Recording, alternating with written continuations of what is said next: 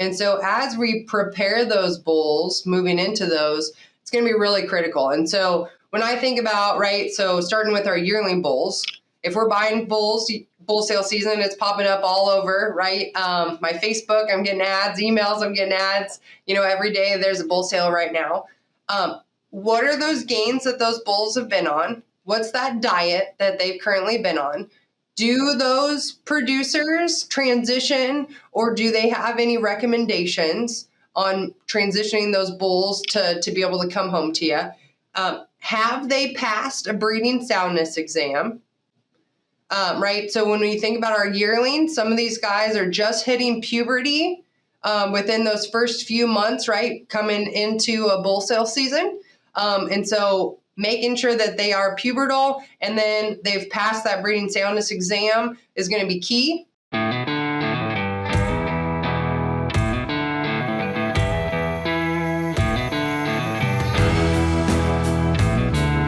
Welcome to the Beef Podcast. I'm Travis Molnix, and today I'm lucky to have Dr. Kacie McCarthy with me. Dr. McCarthy is the cow-calf specialist at University of Nebraska-Lincoln. Welcome to the show, Kacie. Well, thanks for having me, Travis. I'm glad it worked out to chat today. I've known Kacie for a long time, since she's been a grad student, so a few years now. Yeah, just a few. So Kacie has been in the cow-calf specialist role at UNL for going on about 5 years now. Yeah, started January of 2020. So her feet are not wet as it used to be. So she's got a little more experience under her belt and does a lot of cool stuff, especially on the bull management end. And so that's what we're going to talk about today is sometimes a area that we kind of mismanage and we forget about and we don't put a lot of emphasis in like we do the cow herd, as we do is managing bulls over the winter, getting them ready for the breeding season, etc. So Kacie, to start us off, just to give everyone the background of who Kacie McCarthy is and your role, kind of give that overview. Yeah, absolutely. So I grew up in Northern California. Played sports in high school, volleyball, basketball, softball. I did travel softball and was heavily involved with that, but then also did 4-H. And so, developed my own cow herd, showed steers and every other species under the sun, and really enjoyed just the ag lifestyle, beef production, and really wanted to learn more. And so softball was my avenue to do that. So I went to Chico State for a couple of years and then transferred to Colorado State. And so I pitched at Colorado and did animal science, worked with some extension folks out there, and really wanted to know how I could do their job and how I could be that person to connect with beef producers and with students. And so that kind of took me on my route with softball to New Mexico State, and that's where I met Travis. And so I was helping the softball team down there for a couple of years, did a master's in ruminant nutrition. I actually did my research for my master's with Holstein steers. And so we did steers and fed them out, did some implants, and really loved the work and just diving into the literature on that, but really wanted to get back to that cow-calf side. So I went to North Dakota State and worked with Carl Dahlin up there, did a lot of supplementation work with minerals and energy protein supplementation out on pasture. And so that was kind of my main study, but then we also started diving into some bull development questions that we were getting up there. So that was really kind of where we started stemming a lot of those questions. I was teaching, I was doing some extension work with Carl up there in North Dakota. And so I really kind of found this avenue of interest with bull and heifer development kind of side of things. And so that's what brought me down here to a teaching and extension role at UNL. And so I've been here since 2020, like I said earlier, And my husband actually works at the U.S. Meat Animal Research Center. And so I get to collaborate with him quite a bit, which has worked out really well in my role. On being able to take a lot of producer questions and really work with that group and resource out there. Since they have a large cattle inventory, it's been really great to be able to connect some of these questions from the industry, especially on some bull development. So that's where one of our most recent studies on yearling bull development has kind of come to fruition out there. We did a 3-year study looking at yearling bull development. So we were looking at rates of gain that bulls that we were seeing from bull tests across like the country, right? What are bulls doing, right? They're getting doing feed efficiency tests. They're gaining upwards of 4 pounds a day. And my question was, what happens from a longevity standpoint and semen characteristics? Can it be detrimental if we're pushing these bulls too much? And then how do I help my producers on the back end when they're buying bulls from bull sales? How do we manage those guys moving into the breeding season? And so we just wrapped up year 3 of this study. So we basically took bulls on 2 rates of gain, 2.5 pounds, which is kind of more of a moderate rate of gain that you're seeing with some folks, and then kind of pushing towards that 4 pound a day. And so same diet, we're just limit feeding, right, to get those gains and making sure energy is matched for each of those. And then we're testing those bulls a few times in terms of semen evaluation. And so we're using a computer assisted CASA analysis system, and then we're looking at semen characteristics, and then we turn some bulls out for 30 days.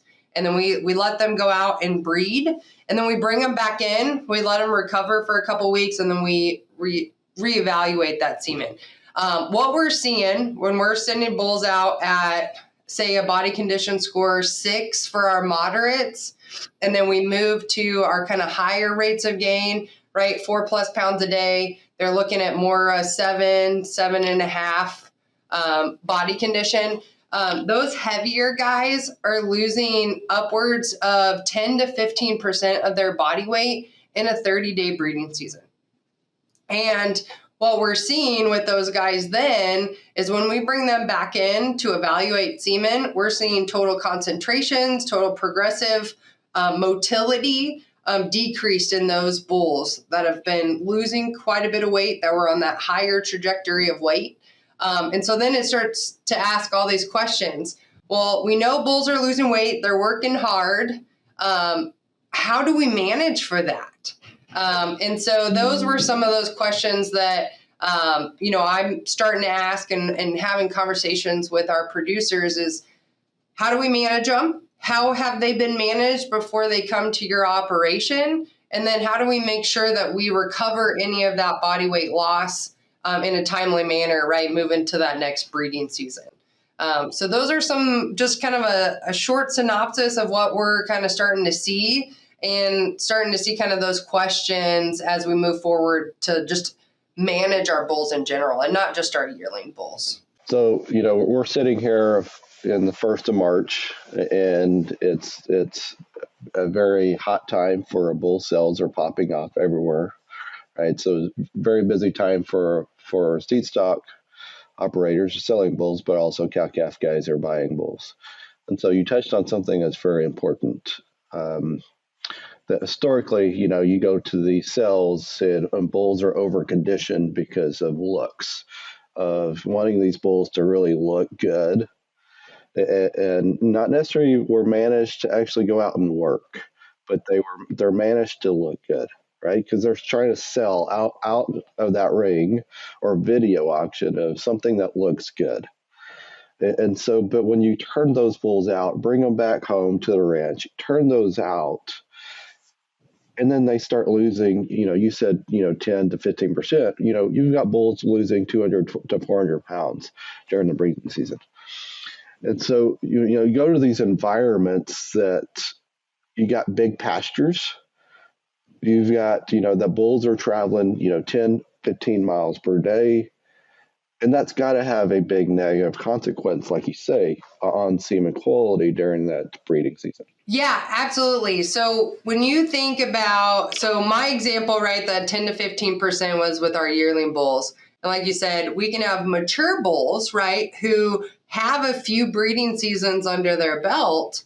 They are still losing weight during a breeding season. And even if they're in a moderate body condition 5 or 6 moving into a breeding season, they're still going to be losing weight because they've got to travel. They've got X number of females that they're trying to cover during a breeding season. And depending on, right, topography and forage resources during the breeding season, those can all also have impacts, right, throughout their breeding season and their time that they're with the cows. And so as we prepare those bulls moving into those, it's going to be really critical. And so when I think about, right, so starting with our yearling bulls, if we're buying bulls, bull sale season, it's popping up all over, right? My Facebook, I'm getting ads, emails, I'm getting ads, every day there's a bull sale right now. What are those gains that those bulls have been on? What's that diet that they've currently been on? Do those producers transition, or do they have any recommendations on transitioning those bulls to be able to come home to you? Have they passed a breeding soundness exam? Right. So when we think about our yearlings, some of these guys are just hitting puberty within those first few months, right, coming into a bull sale season. And so making sure that they are pubertal and then they've passed that breeding soundness exam is going to be key. And if you don't have that information, I would strongly encourage folks to consider getting breeding soundness exams done prior to the breeding season, just so you've got some time to make adjustments. So those are a couple things to think about. When we think about moving into that breeding season, right, stocking appropriately is going to be key, I think, for especially our yearlings versus our mature bulls. So when we think about, right, a general recommendation for our mature bulls, that's usually anywhere from 25 cows to a bull, maybe a little more, maybe a little less, right, depending on if you're synchronizing or using any type of kind of estrus or AI protocols. That can change. But our yearling bulls are going to be stocked potentially a little less, just depending on pasture size and number of females you're trying to cover. And so, anywhere from 16 to 20 is usually kind of that recommendation. But you can push those guys a little bit, but do know, right, that they're still trying to figure stuff out. And so they're going to have more mounts. They're going to be using a lot more energy. They're going to be covering a lot of ground because they're going to be trying to cover everything under the sun. Compared to your mature bulls that know how to get the job done, they're going to go out. They're going to cover females they need, and then they're just going to kind of, right, sit back, relax, and then cover any other females they need. So that behavior is totally different when you watch those guys out in a pasture. So keeping those things in mind as we purchase bulls or move bulls through, I think those are all some key points that I generally am always talking with folks about. I think one thing to highlight, and you just discussed this study you did at Clay Center, but you talk about distance walk and topography, and that plays a big role in that. And in this study with those yearling bulls, Clay Center is a flat terrain, right? So we don't have terrain issues there, and due to some of their stocking rates, etc., we're talking smaller pastures. And you're seeing this large of a difference in small pastures. Bulls are not traveling very far. It's a flat terrain. It's easy terrain. And they're still seeing this decrease in volume, concentration, quality by 30 days. Yes. Yeah. Yeah. And so when you think about how long a majority of our breeding seasons are for most operations, right, they're pushing 60, 75, maybe 90 days. Those are some of the numbers that I've gotten in lately, looking at some numbers and some kind of benchmark performance data with just preg rates. And so knowing that we've got longer breeding seasons than my example with this study out at US Mark, do you have the bull power to maybe switch bulls up, give some younger bulls some more time to mature, to be able to maybe switch them out? Maybe that's some different strategies with young versus older bulls. Maybe that's consolidating, right, and using estrus sync. So we're making them work fairly concentrated early on in the breeding season. But we know that a lot's going to happen then, and then we can kind of give them some time to recover later on in the breeding season. But considering how we're managing them and moving forward into the next few breeding seasons is going to be really key on this first one. And so, yeah, these bulls aren't traveling very long. We've got some GPS collars on them, so excited to see where that eventually might take us in terms of some of that analysis. We also have some parentage data that's going to be coming in. And so really seeing, right, which bulls were siring calves, right, in those pastures. And so we were stocking, right, 250 females. And we were talking about 20 to 25 yearling bulls out in those pastures. But it's very consolidated, right, smaller pasture sizes than some of these more extensive systems. And so we're still seeing a lot of variability. And we're seeing, right, some dominance with some bulls, but you do see kind of that distribution across bulls. So really excited about that data, but gets you thinking about next steps and how we need to be evaluating it, making sure you kind of understand at least the semen side of things for where bulls are at. So you can then kind of account for, right, maybe a bull that's got a higher concentration, right, versus somebody that maybe is a little lower. So he's going to maybe need a lot more to cover, right, for females. So that management there, and then really just evaluating those diets and those gains that those bulls are on. I mean, even with our mature bulls, right?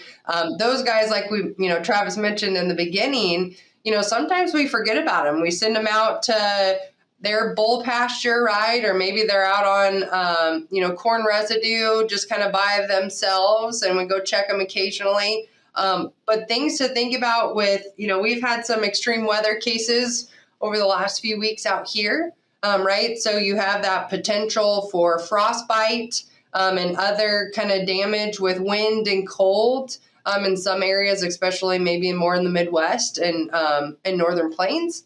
And so we've had bulls come in on study that, we've got them bedded down and we have opportunities for them to get out of the weather. And we still see, frostbite damage to the testes, which is then reflected in those semen analyses. And so giving them time to recover. And so that's why I also strongly encourage just folks to take that little bit of time to invest in a breeding soundness exam.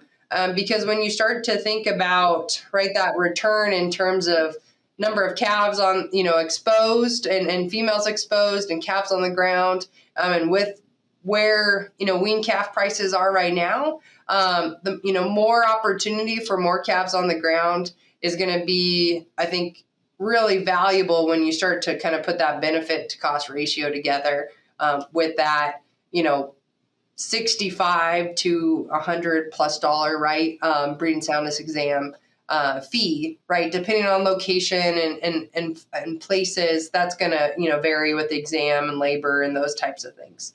But that can start to add up. But it's a great insurance policy for folks that we usually like to talk to people about and just keep it on their radar. You've got a little bit of time before we hit the stronger May calving breeding season. So something for us to think about. So, we think, after that insult occurs, whether it's frostbite or just a weather event, right? So roughly 60 days after that, you start producing new sperm. So for these producers, what do you recommend of how do you manage that after these weather events? Yeah. So, right. So when you think about damage to the scrotum, that ultimately is going to be impacting fertility. So we see a higher incidence of bulls not passing a breeding soundness exam when they've got moderate to severe frostbite damage. And so, like Travis said, spermatogenesis, or this production of sperm, takes about 60, 61 days. So depending on when that insult is, right, we need them to recover. And so most typically what we're going to recommend is give them a few weeks and then retest to see if we don't have any lingering damage, in terms of fertility. And so that's why, right, now is a great time to kind of start thinking about getting those bulls in, especially if, we're thinking of maybe June, July breeding seasons. You've got a little bit of time for them to recover. And then, March, April, May, right, if we need to retest, we've got enough time, right, within that 60 days to get a couple weeks and then maybe retest. And in consulting with your veterinarian as well, I think is important here with that relationship, to get a really good idea of where those bulls are at when they're evaluating that semen, right? And then helping kind of make that recommendation. But we've got some vets that we work with that are also some beef educators and livestock educators here in the state, and making those same kind of recommendations. Yeah, definitely is a challenge for a lot of producers of how do you manage that time. It's an added cost, it's added time of bringing those bulls in, dealing with the bulls themselves, having the facilities to deal with bulls. But if you think about if you had a bull, mature bull, if he didn't pass and you turn him out, if he's a dominant bull, what does he do to your preg rates? Crash. Yep. Yeah, those preg rates tank. If you've got some of those scenarios where you've got a dominant bull who's covering a majority of your females, and your preg rates and those types of things start to decrease, and we really can start to get into really bad situations when we don't know, what those bulls are doing. And so we've always recommended to producers, because even just managing bulls over the winter can be tough. Where do you put them, right? And it's extra labor, extra cost. So, and we've always recommended, if you have bred cows, mature cows, just run your bulls with your bred cows, right? And so if you run your bulls with bred cows over winter, then it's much easier. They're actually calm. They don't fight. They get along. And they stay in better condition because you're managing your cows, right? And, and something, to that point as well, when you start to think about, right, implementing pregnancy detection and those types of things where you're confirming those pregnancies, then we're not extending calving or breeding seasons, right? When we're keeping those bulls out there, you've got a window of time where you've got that break. And so, yeah, to keep bulls out there, it's one less pasture that you've got to worry about. You're seeing those guys every day, right? When you're checking cows, or every other day, depending on kind of where they're at. You've got a better idea of how those bulls are doing over winter. If they're losing weight or maintaining condition, then you can manage them a little differently just based on where they're at, if that's separated or together with the herd. And I think you can really find some value when you do have some eyes on them and you're just not forgetting about them in their pasture. Yeah. So any recommendations, and to just wrap us up, that anything we didn't talk about, any recommendations you have for cow-calf producers looking to buy bulls, manage bulls? Yeah, so I think, evaluate your bulls, so that's taking that physical exam, encouraging a breeding soundness exam as well, evaluating body condition. And I think that's body condition prior to breeding, during the breeding season, and then having a plan for how you're going to gain that weight back on those guys and then maintain that body weight as well, I think is really key. And so really evaluating those bulls at different segments throughout the year, I think will really improve, right, that longevity with those bulls within your herd. And then, these guys are athletes. So making sure that they're prepared, right, for that busy breeding season, I think is really critical as we are developing these bulls, as we're maintaining these bulls in the long run for our operations. These guys got to be able to get out and work. It's time for our famous three. Give your calves the digestive advantage with Digesterone Prime. This phytogenic feed additive blends essential oils, herbs, spices, and plant extracts to optimize digestion and nutrient absorption. By enhancing feed intake and supporting gut health, Digesterone Prime boosts your calves' immunity and growth while increasing profitability. Plus, it has no withdrawal periods, making it a smart choice for your feeding program. Learn more at dsm-firmenich.com/prime. So Kacie, to wrap us up, we've got 3 questions here. And the first one is, what is your highly recommended beef resource? It could be book, website, personnel. Oh, well, I could put a shameless plug in. I do reference our extension, beef.unl.edu resource quite a bit. And I would also say, since I do tend to like the repro and nutrition interactions, I do use the beef repro task force information quite a bit as well. Or I guess maybe I have like 3 options.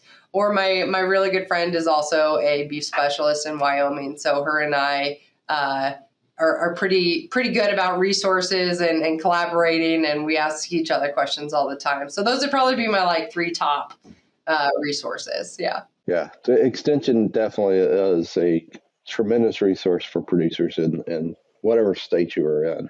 Yeah, and and being able to pull the research back in for folks, and I think that's right. The greatest opportunity for extension is just to be able to translate that and be a resource. So that's where I send folks. So what is a non-ag book that you highly recommend someone reading? When I was going through college and sports, we read quite a few of John Gordon's books, and he was a keynote at the coaches convention one year that I attended, and really, really enjoyed a couple of his books. The Energy Bus would probably be one that I encourage folks to think about. They're short. He's got great storytelling. And really powerful messages. And I think for any group, I think you can get a lot from that. Lastly, what sets apart a successful beef professional from someone that isn't? I think it's your network. I think the people that you know and those opportunities that present themselves and being willing to try new things, I think really opens people up to a number of doors, collaborations, and relationships that I think are really key for professionals to grow and develop and be integral to the beef industry and society. No, that's a great response. Network is so important. Yeah.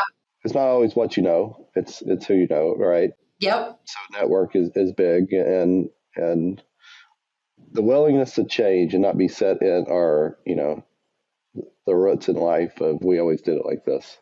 Yeah, and I think that's what I preach in class. I think that's the unique thing about my position is I get to connect with college students. We get to talk about beef production and segments within the industry, and really being open to ideas and, expanding that network. And I think as my role, I feel like I can be that connector for students and hopefully kind of open their ideas in their heads to new thinking. And I think that's, the unique way that I've kind of traveled throughout my academic career to where I'm at. And found a lot of value in that. And so instilling those kind of ideas and thoughts to students and producers, and always excited when, they're open-minded to those new ideas and relationships. No, it's great. Well, thank you, Kacie, for jumping on. Really enjoyed talking about bull management. Doing some, great stuff there in Nebraska, and really impactful for, the cow-calf producers and how they're managing these bulls and what they're looking for when they buy bulls to make sure they're fit, ready to go, and how do you manage them when you get home. Yeah, no, thank you, Travis. I appreciate it.